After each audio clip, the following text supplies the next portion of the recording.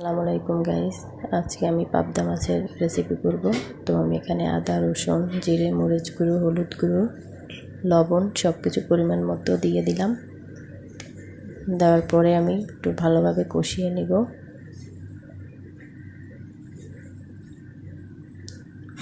টমেটোগুলো দিয়ে দিলাম। টমেটোগুলো দিয়ে একটু কষালে কি হয়, আপনার তরকারিটার কালারটা ভালো আসে। আপনি চাইলে টমেটোটা পরেও দিতে পারেন। এখন আমি মাছগুলো দিয়ে দিব, দিয়ে একটু ভালোভাবে নেড়ে দেব, নয়তো নিচে আপনার লেগে যাবে।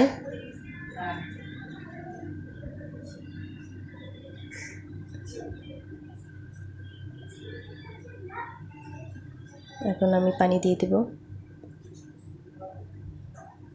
পানি দিয়ে কিছুক্ষণ রেখে দিব। মাছের ডিম হয়েছিল, সেটাও আমি দিয়ে দিলাম। দেখতে দেখতে আমার রান্না প্রায় হয়ে আসছে।